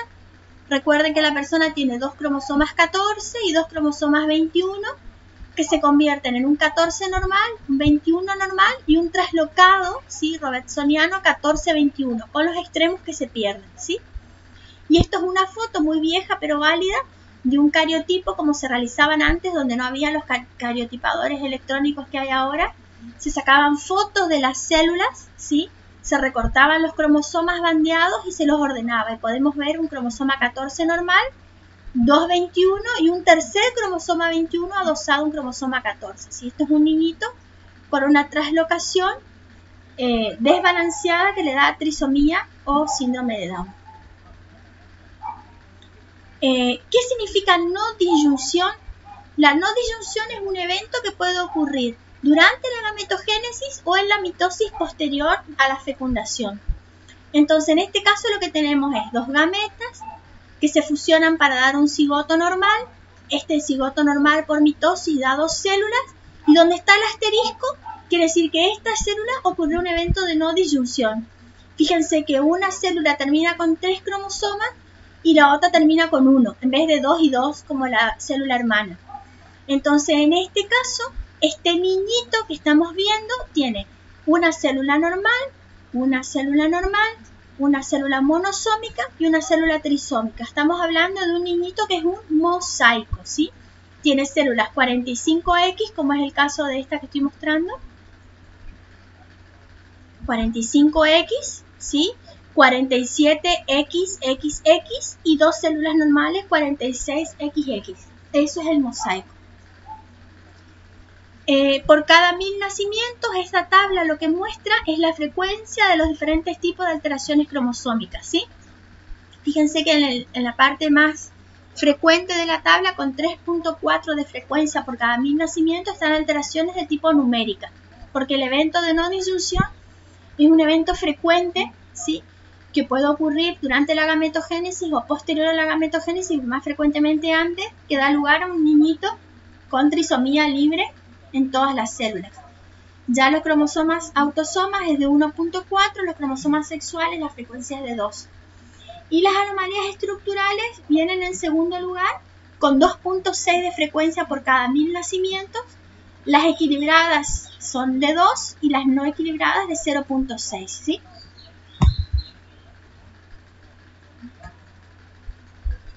La pregunta para llegar al intervalo: ¿quiénes merecen una consulta en genética? Algo importante, relevante que me gustaría mencionarles es que cualquier persona, cualquier médico, cualquier especialidad que elija debe entender de genética, porque en algún momento va a notar algo en su paciente que le va a llamar la atención y va a derivarlo al genetista. Ningún paciente se levanta una mañana y dice, bueno, hoy me voy a ver el genetista. No existe la demanda espontánea. Todos los pacientes que vienen a la consulta son pacientes derivados de otras especialidades. Oftalmología tiene patologías genéticas, traumatología tiene patologías genéticas. Durante la cirugía se pueden encontrar malformaciones congénitas nunca vistas antes que pueden dar lugar a que la persona sea portador de una anomalía genética. En sí, todas las áreas de la medicina tienen alguna patología genética involucrada. Por eso la importancia de ustedes de manejar este tipo de conceptos para que, más allá de la especialidad que elijan, puedan derivar un paciente ante una duda cuando les parece que puede ser portador de un defecto congénito o de una anomalía cromosómica o de un síndrome genético. Entonces, ¿quiénes son derivados a genética? Mujeres embarazadas mayores de 35 años, porque lo que expliqué de que la ovogénesis se realiza durante el desarrollo embrionario, o sea que una mujer de 35 años tiene un ovocito de 35 años, que ha pasado por enfermedades, que ha sufrido los antibióticos o los medicamentos que haya tomado esa persona, si la persona consume alcohol o si fuma o si realiza algún tipo de actividad no saludable, todo eso impacta en su calidad de ovocito. Entonces es indispensable a las mayores de 35 años que buscan tener un bebé que vean la consulta genética. Niños de talla muy baja, niños de talla muy alta para lo esperado, retraso en el desarrollo o retardo mental, ¿sí? antecedentes de parejas con 2 o más pérdidas fetales o con hijos con malformaciones. Y personas que tengan algún familiar con una patología ya conocida genética, como puede ser, por ejemplo, un bebé nacido con anencefalia o algún tipo de anemia o de hemoglobinemia, ¿sí? Cualquier patología genética que sabemos que ocurre en un grupo familiar y a mí me preocupa mi progenio, entonces decido pedir una consulta genética o ser derivado por el hematólogo o el especialista que le toque esa patología. ¿Qué es lo más importante para un genetista? Es el asesoramiento genético, o sea, este proceso de información que es más o menos lo que hicimos hoy en relación a tomar cosas muy difíciles de explicar, buscar un lenguaje sencillo y simple, explicarlas de manera amena y accesible, dando información accesible para esa persona, para que este grupo familiar o esta mamá de este niñito afectado, ¿sí?, pueda de alguna manera decidir sobre el futuro de su hijo en relación a distintas opciones que le puede plantear el médico genetista. A diferencia de otras especialidades donde más o menos con 15 o con 20 minutos de consulta es suficiente para diagnosticar un dolor de rodilla, una gripe, un malestar, hacer pedidos de estudios que deben traer en una segunda consulta. La historia clínica de la consulta de genética es una historia clínica muy larga, ¿sí? Estamos hablando de 45-50 minutos por cada paciente. En ese momento lo que el genetista hace es determinar cuál es el motivo de la consulta, hacer toda la genealogía del grupo familiar de esta persona que viene a la consulta, por lo menos de 4 generaciones, ¿sí? Investigar sobre los antecedentes familiares, los antecedentes patológicos, ¿sí? Realizar un examen físico detallado, que es lo que más tiempo lleva de la persona para encontrar anomalías muy sutiles del desarrollo que puedan darle pauta sobre qué está tratando este caso particular que está en estudio. Realizar hipótesis diagnósticas, pedir estudios citogenéticos o moleculares, ver los resultados de estos estudios, reevaluar las hipótesis diagnósticas o realizar el diagnóstico y el asesoramiento de ese grupo familiar, ¿sí? Bueno, acá les dejo esta pausa para que hagan un intervalo, ¿sí? Y continuamos con el resto de la clase, que no es menos importante, son parte de cálculos que aparecen en el segundo parcial. Estaría bueno que hagan este intervalo, descansen un poco y retomen con la cabeza más clara esta cantidad de información que han recibido para la segunda parte de la clase. Este gráfico me muestra la supercondensación de un cromosoma hasta llegar al ADN. Es importante que yo diferencie qué es una anomalía cromosómica, así como el síndrome de Down, la trisomía del cromosoma 13 o 18, la monosomía del cromosoma X o el Klinefelter, cuando todo un cromosoma está afectado en exceso o en defecto, y en la parte más baja del gráfico, que es una anomalía monogénica de un único gen, cuando una A, una T, una C o una G se encuentran alteradas en una posición en la cual no deberían estar. Entonces, estas enfermedades monogénicas, dependiendo de su ubicación, se pueden clasificar en autosómicas, cuando afectan los autosomas, que es el cromosoma 1 hasta el cromosoma 22, ligadas al cromosoma X o ligadas al cromosoma Y, que es cuando afectan el par 23 o el par sexual. Y dependiendo de su ubicación también incluye las patologías mitocondriales. Recuerden que las autosómicas y las ligadas al X y al Y mapean dentro del núcleo de la célula, pero las anomalías mitocondriales son de las organelas que están por fuera del núcleo celular en el citoplasma. Como ustedes ya les debe sonar familiar, dependiendo de su expresión podemos hablar de patologías dominantes o patologías recesivas. Las dominantes son aquellas cuya presencia de esta mutación hace con que indefectiblemente se exprese en el fenotipo del portador. Sin embargo, las recesivas quedan enmascaradas por el otro alelo, que es el sano dominante, de manera que la única manera de que se exprese una patología recesiva es que haya 2 alelos recesivos en ambos locus de los cromosomas de esta persona, ¿sí? Entonces, la herencia autosómica dominante son causadas por genes que mapean en autosomas, así como lo dice su nombre, ¿sí? Afectan por igual a ambos sexos y el defecto se manifiesta en las personas que son heterocigotas, quiere decir que tienen un alelo A grande malo, mutante, y un alelo A chica recesivo normal. Como la herencia es dominante, la sola presencia de esta A grande hace con que el defecto esté presente en el fenotipo de la persona portadora. Cuando yo veo un heredograma como esto que estoy viendo acá al lado derecho, los cuadrados simbolizan personas de sexo masculino, los círculos personas de sexo femenino.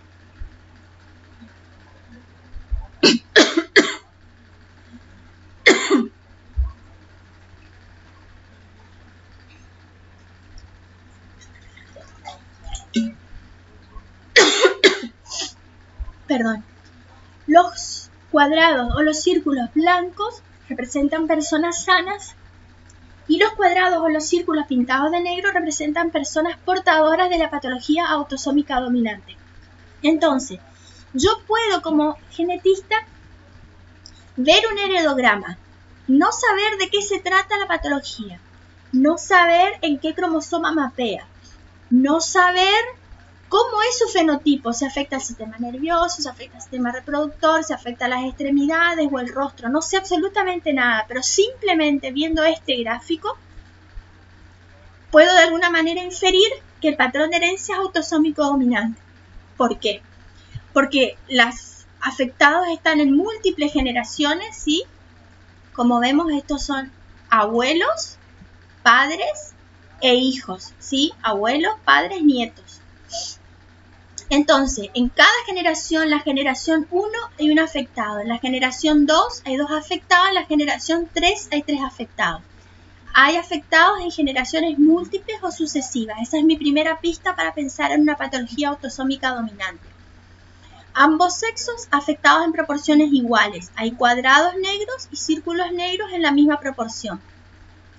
La transmisión puede venir por vía materna, como es este caso, la madre afectada transmitió a este hijo varón afectado, o como es este caso, el padre afectado lo transmitió a esta hija mujer afectada y a este hijo varón afectado. ¿Sí? La transmisión puede ser por vía paterna o materna.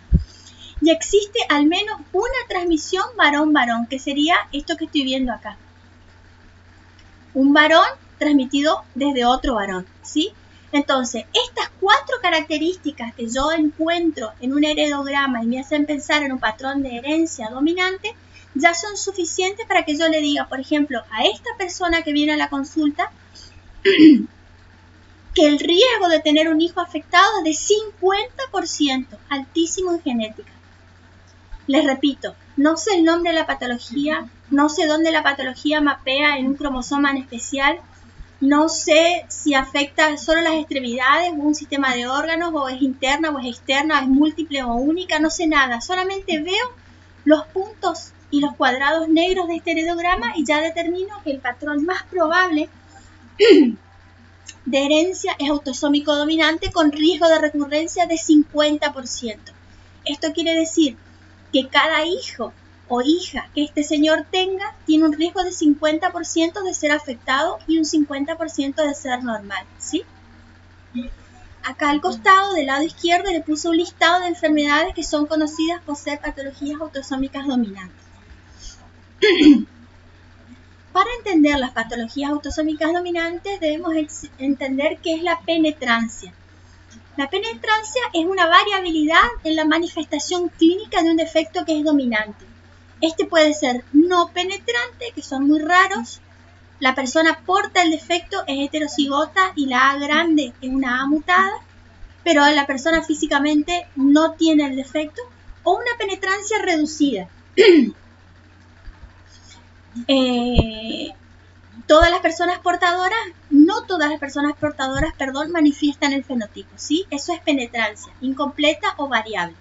Un ejemplo es la enfermedad de Huntington, que depende su penetrancia según cuando empiezan los primeros síntomas en la juventud, en el adulto joven, o en el adulto mayor, o en el geronte. Expresividad, no confundir con penetrancia. es el grado en que un fenotipo se expresa en un individuo. Puede pasar de todo un grupo familiar con una patología autosómica dominante, todos tienen la misma mutación, pero la severidad del fenotipo varía entre las distintas personas del mismo núcleo familiar. Esto es, por ejemplo, lo que sucede con la neurofibromatosis tipo 1 y el aparecimiento de neurofibromas en la piel.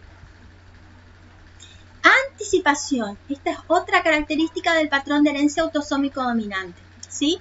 Vemos en este heredograma un anciano con cataratas de aparición temprana, una niña con debilidad muscular o miotonía, un adulto joven, un adulto joven con miotonía, debilidad muscular que se inició alrededor de los años 20. Y por último, un adolescente que comenzó con debilidad muscular y este niño que ya es un natimorto por falla respiratoria. Entonces vemos como estas características fenotípicas aparecieron en la vejez, estas en la juventud, estas en la adolescencia y estas ya en el recién nacido, ¿sí? A eso le llamamos anticipación. Cuando más abajo miro un heredograma, más temprano o mayor es la gravedad en la que aparece ese fenotipo. Esto es típico de la distrofia miotónica. Otra cosa importante es la influencia del sexo, ¿sí? Hay, por ejemplo, características genéticas que aparecen con más frecuencia en un sexo que en otro. Por ejemplo, la calvicie, que es más típica del sexo masculino que el femenino y tiene que ver con la mediación hormonal. Y por último, no confundir influencia del sexo con limitación del sexo, que son situaciones extremas cuando el órgano afectado es sexo específico, ¿sí? En varones el cáncer de próstata, el útero unicornio o el cáncer de ovario en mujeres. Bueno, les presento este cuadro acá, ¿sí? Para que cuando aparezcan los problemas en el parcial, ustedes puedan resolverlos. Este cuadro se llama cuadro de Punnett. Tenemos en un eje de coordenadas los cromosomas de un parental, que como ustedes pueden ver, es normal, ¿sí? Porque tiene A chica de A chica, estamos hablando de patologías autosómicas dominantes. Y el otro parental, que no importa si es la madre o el padre, porta una mutación autosómica dominante y el otro alelo es normal. Hacemos los cruzamientos, ¿sí? A chica con A grande acá, A chica con A grande acá, A chica con A chica acá, A chica con A chica acá, ¿sí? Entonces, tenemos que el 50% de la progenie de esta persona portadora de una mutación dominante va a ser afectado, ¿sí? Esto es muy simple y nos ayuda a calcular por qué es tan alto la posibilidad de heredar el defecto, si en genética 50% es muy alto y tiene que ver con casi la misma posibilidad de ser varón o mujer, que es 50-50, con la de ser portador de la patología dominante heredada del padre o de la madre o ser sano. Vamos a las patologías autosómicas recesivas. Como su nombre lo indica, mapean en los autosomas, ¿sí? Cromosoma 1 al 22, afectan ambos sexos por igual y el defecto se observa únicamente en las personas A chica, o sea, los homocigotas recesivos. Ambos padres portan el defecto, son A chica, A grande, solo que no lo expresan físicamente, ¿sí? La A grande, que es el dominante, es el alelo sano, enmascara la presencia del alelo recesivo A chica, que es el alelo enfermo o portador del defecto. Entonces yo veo un heredograma, ¿sí? Veo un heredograma. Y fíjense la diferencia con el patrón de herencia autosómico dominante. Lo primero que veo es que la única generación afectada es la última. En el cuadro azul podemos ver las características. Se afecta tanto hombres como mujeres. Tenemos un punto negro, un círculo negro y un cuadrado negro, ¿sí? Los afectados limitan su presencia generalmente a una única o última generación, ¿sí? Esta afección puede ubicarse únicamente en una hermandad, que es justamente esto, ¿sí? Esta señora está casada con este señor y tienen estos 4 hijos, de los cuales 2 son afectados y 2 son sanos, ¿sí? Y los parentales pueden ser cosanguíneos. Eso es una característica muy importante en las patologías autosómicas recesivas. ¿Por qué? porque 1/8 de todos los genes son iguales entre primos hermanos de primer grado. Entonces imagínense dar cartas, ¿sí? Que serían los cromosomas o los genes, los alelos, de manera que mezclando 1/8 de las cartas como cartas iguales, la posibilidad de recibir 2 alelos a chica es muy alta, ¿sí? No sé si me expliqué, la idea es que la consanguinidad aumenta el riesgo de aparición de las patologías autosómicas recesivas. Esto es el caso de lo que ocurre en aldeas aborígenes, ¿sí? Por ejemplo, personas de una determinada religión, ¿sí? Que solamente se casan con personas que tienen el mismo perfil de la misma religión, o personas, por ejemplo, que son enfermos de una patología conocida y que se casan con personas también patológicas como ser o con algún antecedente de su grupo familiar, como puede ser la deficiencia auditiva o la ceguera para los colores o la ceguera total. En el gráfico de la derecha de la izquierda, les dejo la lista de patologías que son de patrón autosómico recesivo. ¿Cómo definimos consanguinidad? Cuando una pareja posee al menos un ancestral común en generaciones anteriores. Volviendo a este gráfico, ¿sí? Estas personas tienen, ella tiene esta madre y él tiene este padre y esta madre. Ambas madres son hijas del mismo ancestral, ¿sí?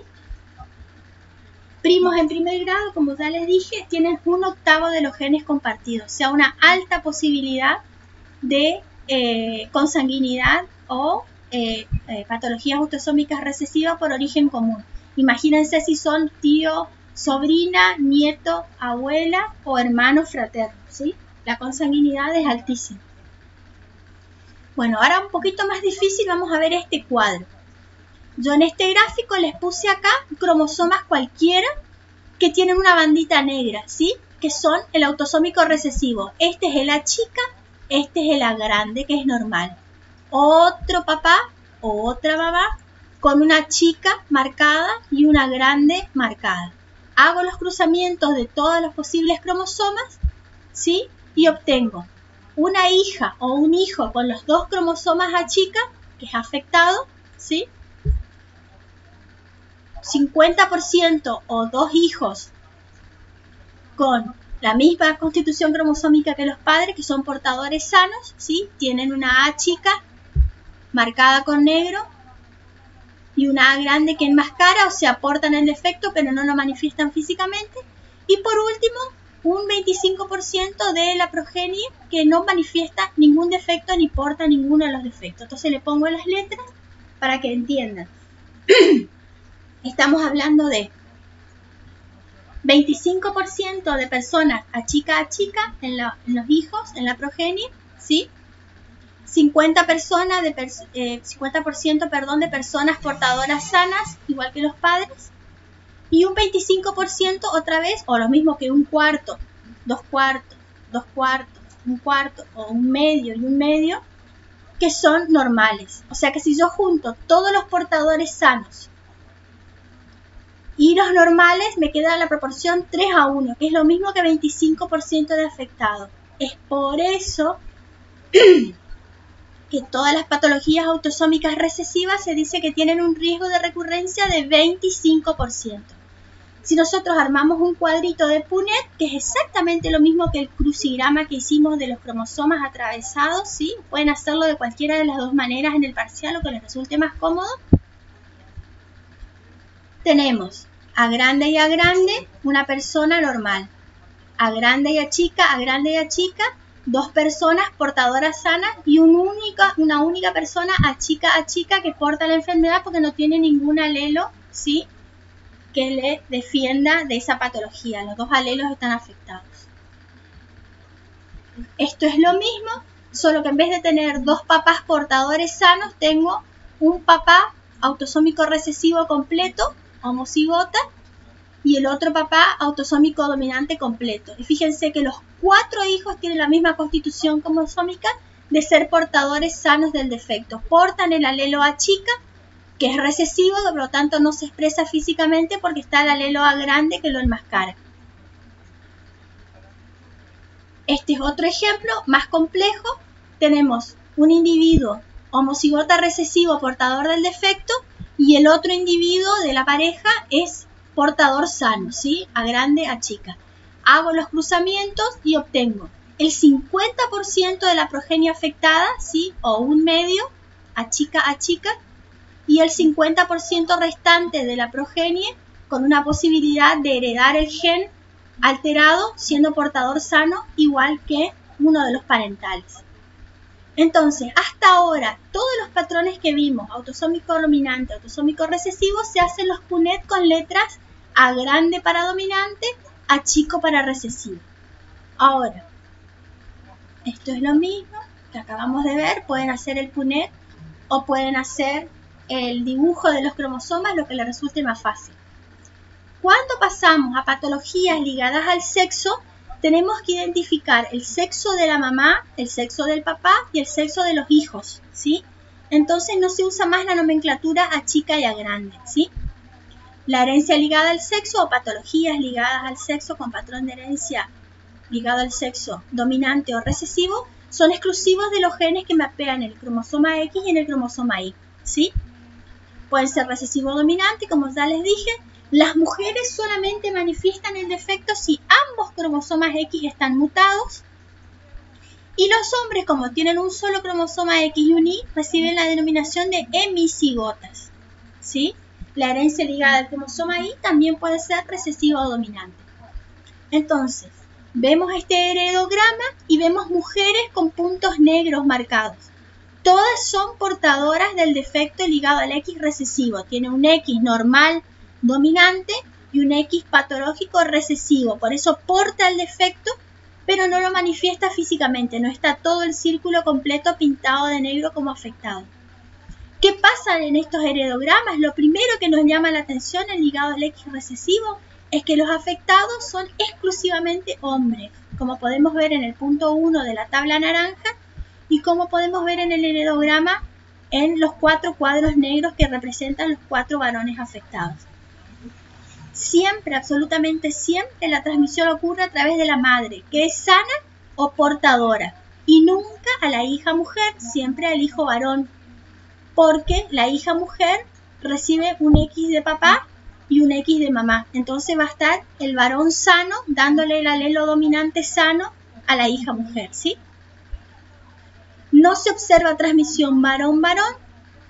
Los machos afectados transmiten el defecto a sus nietos siempre a través de sus hijas que obligatoriamente son portadoras sanas.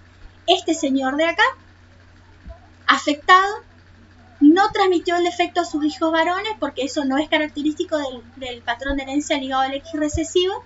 Sí lo transmitió a su hija mujer, ¿sí? Y ella, que es portadora sana, lo transmitió al único nieto que tiene este señor, ¿sí? Ejemplos de patologías ligadas al X recesivo son la enfermedad de Duchenne, la distrofia muscular de Becker y la hemofilia. Entonces, fíjense, ahora vamos a usar un Punnett diferente. En este Punnett es necesario identificar el sexo de las personas, porque las mujeres portadoras generalmente son asintomáticas, pero pueden eventualmente manifestar el fenotipo alterado, ¿sí? En este caso, la severidad es mucho mejor. ¿Por qué? Por el sistema de compensación de dosis que les expliqué anteriormente, en donde un cromosoma X al azar se convierte en heterocromatina constitutiva y no se traduce a proteínas. Entonces, si al azar justo el cromosoma mutado es el que se inactiva, la persona va a tener pocas células con ese cromosoma malo o mutante o portador del defecto realmente activo expresándose, ¿sí? Entonces, para ligado al X recesivo, volvemos a hacer nuestros gráficos de cromosomas. Tenemos ahora la identificación del sexo. Madre normal, XX normal. Padre afectado. Fíjense que la bandita negra está en uno de los cromosomas X, ¿sí?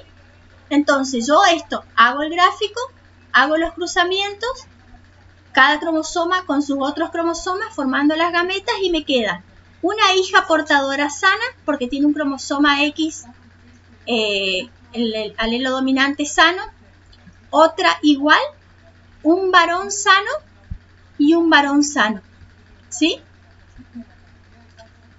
En el caso de que una de estas dos mujeres se convierta en esta madre portadora del gráfico de abajo, con un varón cualquiera sano, vemos cómo aparece nuevamente la niña, hija portadora sana, la hija normal que recibió un X del papá y un X sano de la mamá, el hijo afectado que tiene un solo cromosoma X no tiene ninguna manera de hacer el alelo protector en el otro X porque tiene un Y, y por último el hijo normal sano. Entonces, si hacemos un cuadrito de Punnett, ahora ponemos X superíndice A grande o A chica para simbolizar ligado al X recesivo o ligado al X dominante.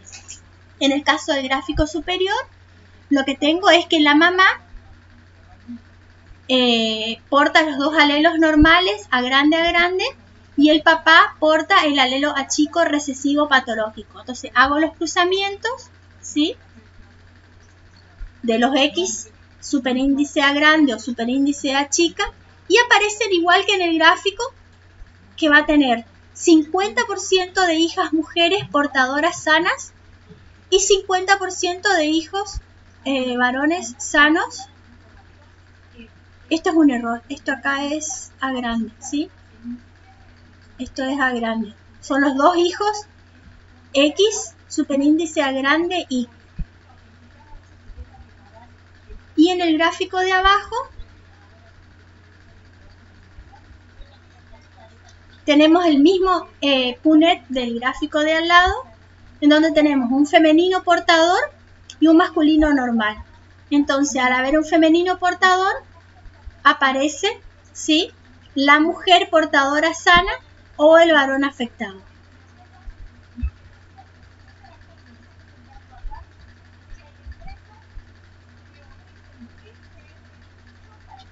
Acá recuerden que es un error, es hombre sano, ¿sí?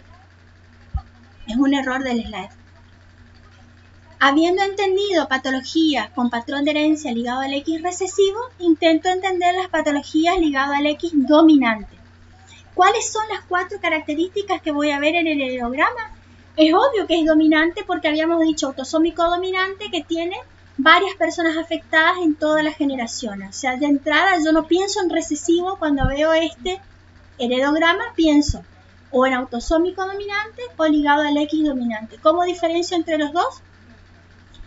Las hijas del varón afectado siempre heredan el defecto, ¿sí? Acá podemos ver esta niña que heredó el defecto del padre, ¿sí?, y esta niña que heredó el defecto del padre. Los hijos varones nunca heredan el defecto del padre, como en este caso tenemos 2 cuadrados blancos y 2 cuadrados blancos. Las mujeres afectadas, por el contrario, pueden transmitir el defecto tanto a los hijos varones como a las hijas mujeres, ¿sí? Y es probable que exista un exceso de mujeres afectadas en el heredograma que tenemos graficado. Entonces nos vamos al gráfico de Punnett que tenemos acá al lado y tenemos una madre afectada con el XA grande mutante, el A chico normal, y el padre con el A chico normal. Hacemos los cruzamientos de cada cromosoma y tenemos una hija afectada. Recuerden, esto no es portador sano porque este defecto es autosómico dominante. La presencia de la grande ya garantiza la presencia del defecto físicamente.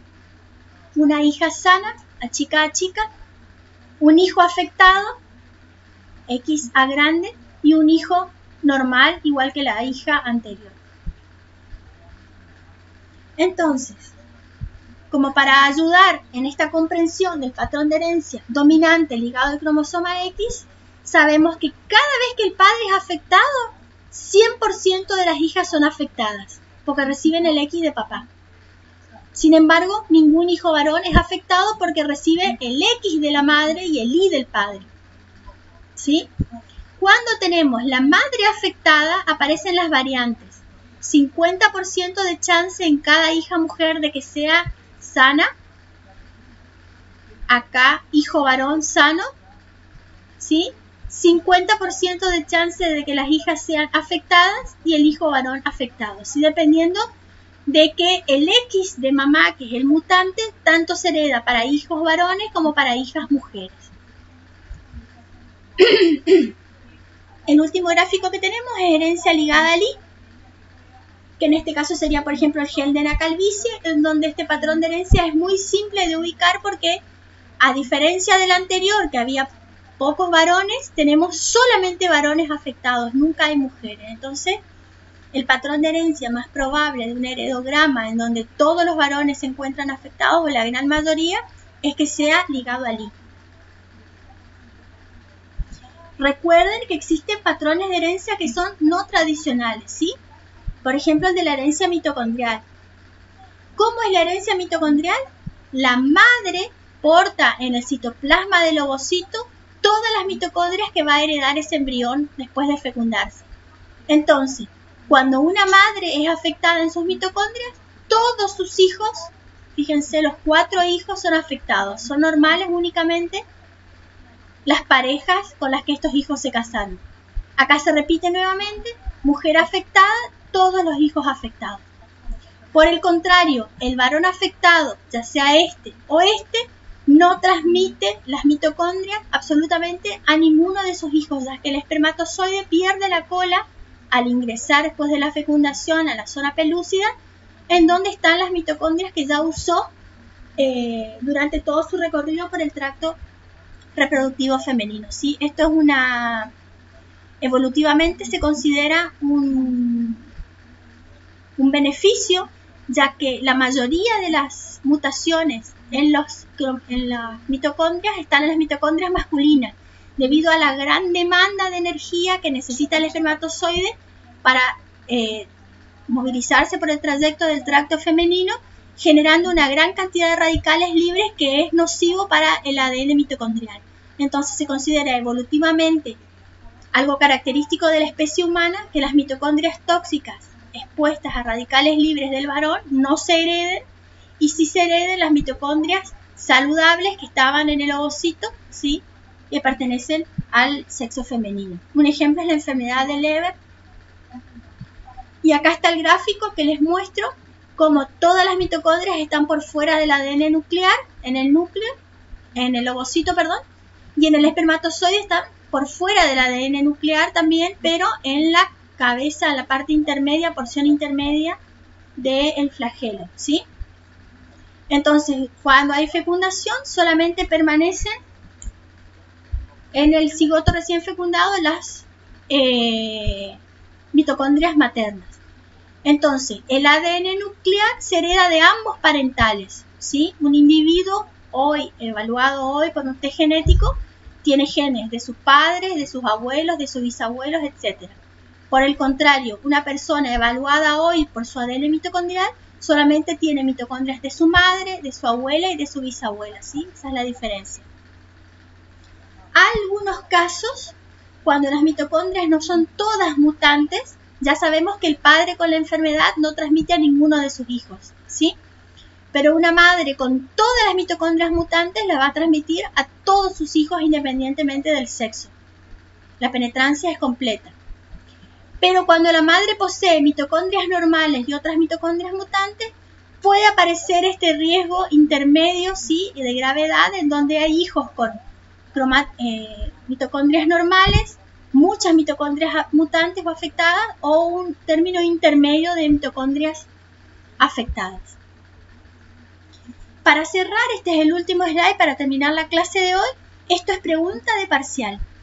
Yo necesito entender la diferencia entre una patología cromosómica y una patología monogénica, ¿sí? La cromosómica, como su nombre lo indica, se clasifican en numéricas o estructurales, ¿sí? O sea, hay un cromosoma de más o una región de ese cromosoma de más o de menos, ¿sí? Ya la monogénica es de un gen único. Esto es lo más simple de todo el cuadro. Se supone que hay un único gen mutante. ¿Qué pasa con los heredogramas de las patologías cromosómicas? Todas las personas son saludables a excepción de una. Imagínense, un síndrome de Patot, un síndrome de Edwards, un síndrome de Turner, son todos síndromes que son o letales en la infancia o esterilizantes en la vida adulta. Es obvio que esa niñita con síndrome de Turner no va a tener hijos, o ese niño con síndrome de Down no va a tener hijos, o ese niño con Patot o Edwards va a fallecer en la infancia. Por eso el heredograma es siempre igual, todo el árbol normal y una única persona afectada, que es el que porta la anomalía cromosómica. Por el contrario, en las patologías monogénicas, la mutación que ya dijimos que es de un único gen, hay individuos sanos portadores que transmiten el gen mutado y el patrón de herencia es definido. O sea, yo solamente en patologías monogénicas voy a encontrar autosómico dominante, autosómico recesivo, ligado al X dominante, ligado al X recesivo, ¿sí? El riesgo de recurrencia es muy alto. ¿Por qué? Porque hay individuos sanos que portan el defecto y lo transmiten a la siguiente generación. ¿Cuál es el riesgo de recurrencia de una patología cromosómica? Muy baja, porque muy probablemente esta persona no va a poder reproducirse sí por su anomalía cromosómica que porta. El diagnóstico de las patologías cromosómicas es citogenético, lo que se hace es un cariotipo que vimos que puede ser bandeo convencional, tinción convencional, o bandeo G, mientras que los estudios que se hacen a personas con patologías monogénicas son estudios moleculares, ¿sí? No se hace cariotipo. Y tenemos un listado en rojo de algunas patologías de ejemplo para que ustedes tengan de referencia, ¿sí? Es importante saber los patrones de herencia, es importante saber los conceptos básicos de genética, que es un cromosoma, que es un centrómero, que es un telómero, que es un cromosoma de brazo Q y brazo P igual de largo, o brazo Q y brazo P más corto, etcétera, ¿sí? Para que puedan estudiar o puedan repasar, recuerden que estamos en contacto vía el aula virtual o vía el grupo de WhatsApp. Les dejo un PDF que se llama Citogenética, que está en el Moodle, la fotocopia que pueden sacar de 2 capítulos que están en Principio de Genética Humana de Otto, que les puedo enviar la fotocopia a cualquiera de los alumnos para que ustedes se repartan. Y por último, un libro que se llama Atlas de Colores de Genética, que está en este link, y pueden descargarlo para estudiar las páginas que están marcadas, de 54 a 419, ¿sí? Desde ya muchas gracias por la paciencia. Estoy a disposición para cualquier tipo de dudas que tengan en relación a todos los temas que vimos hoy, que fueron bastantes.